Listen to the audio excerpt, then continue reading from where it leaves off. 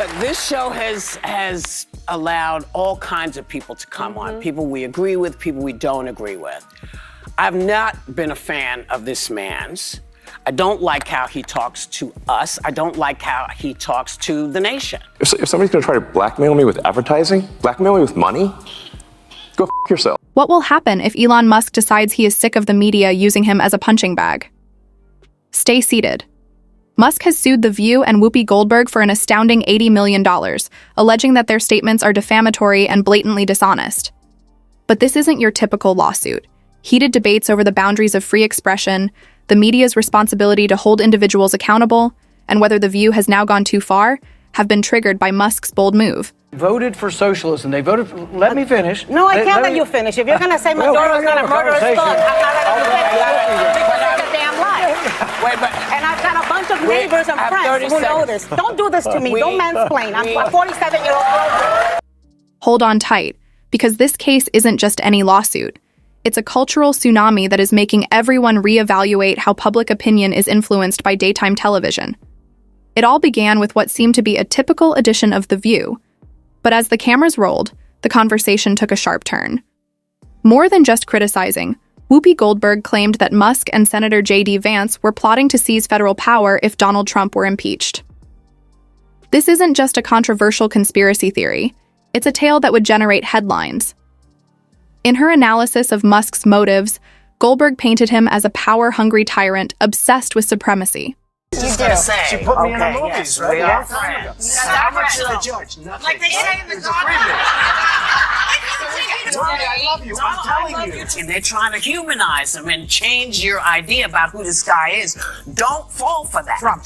Musk wasn't going to let this one go, even after the other hosts stepped in, adding to the drama. Instead of simply responding with tweets, Elon's signature move was to strike back with a lawsuit worth $80 million, according to his legal team. The remarks made by Goldberg and her co-hosts were not only false, but also damaging to his reputation and business ventures. Musk contends that the comments were not just careless, but were purposefully designed to mislead the public and sow unnecessary fear and hatred. Who is in charge? Because I've been saying it for a while. Yes, you have. I've been saying that I think Elon Musk believes he's president. I do. Well, you've been calling him vice president. I've called him vice president. I called him president because I don't know what JD is doing. I hardly ever say. I don't remember the last time we even talked about JD. You're right. He's planning the presidency when they get rid of Trump. So you think it's Musk Vance? Possible. Hey, you know who? Stay away from the stairways. Because, people put the leg out to trip you going down the stairs. Now this is where things get even messier. Amid the backlash over the lawsuit, He believes it's time to hold media giants accountable for spreading misleading narratives, particularly when such stories are entirely untrue.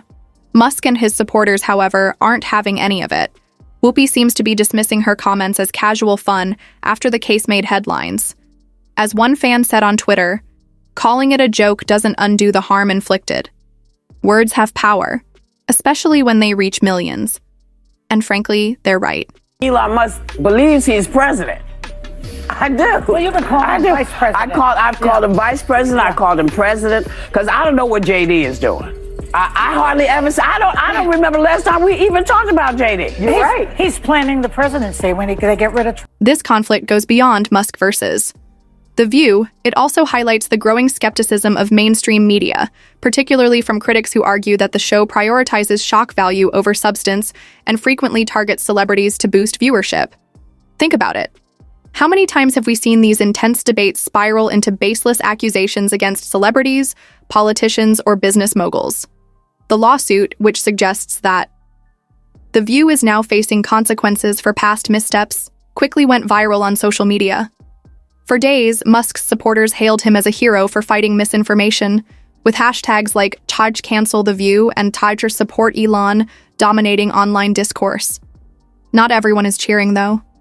Some critics see Musk's legal action as a billionaire's attempt to silence free speech, calling it a dangerous move that could discourage the media from holding powerful figures accountable. This raises a larger issue. How much trust do we still have in journalism if we can't call out media distortions? At the core of this battle is not censorship, but the demand for media integrity. People like our show because they know that we are checked by ABC News. But We're checked by everybody. Yeah, I mean, if we're wrong, we have, the legal note here. Human legal. But we went from Walter Cronkite, basically, to this guy, Joe Rogan, who believes in dragons. I checked it. He believes in dragons? He believes in dragons. Did you triple source that? Yes, I did. And he also thinks that dragons, like dinosaur-y type of animals, roamed the earth when people did. Hold up, Miss Coulter. Please stop. Please stop. If you're going to talk about race, at least know what you're talking about. At least know what you're talking about. Well, tell me how much you know about being black. Let's not forget that Whoopi Goldberg has a history of stirring controversy. Her takes on major historical events and her inflammatory remarks about prominent figures have sparked outrage over the years. There's even footage of her once calling Donald Trump a friend, yet today she's one of his fiercest critics. Which Whoopi are we supposed to believe? Instances like these only deepen our doubts about her authenticity. As Musk's lawsuit highlights these inconsistencies, we need to take a step back. It has been a little over a week since Elon Musk took over Twitter, and the place it's a mess. He's already called back some of the workforce he fired a few days ago. He's putting his $8 charge for blue check verification on hold. First it was going to be $20, now it's going to be $8. He also suspended Kathy Griffin for impersonating him on a parody account, which has started a free Kathy hashtag to trend. I mean, I'm getting off. I'm getting off today because I just feel like, it's so messy. This story is about more than just Whoopi or Musk. It's about the clash between accountability and free speech. While we value the right to criticize public figures, there is also a significant need for media outlets to fact-check their content and avoid spreading misinformation. Musk's legal battle forces us to confront these pressing issues. Should shows like The View be held to the same high standards of truth as professional news outlets, or should they be allowed to make bold claims without evidence? All eyes will be on The View as this lawsuit unfolds. What will be the outcome? Will the show weather the storm, or is this the beginning of the end for one of the most controversial daytime TV programs?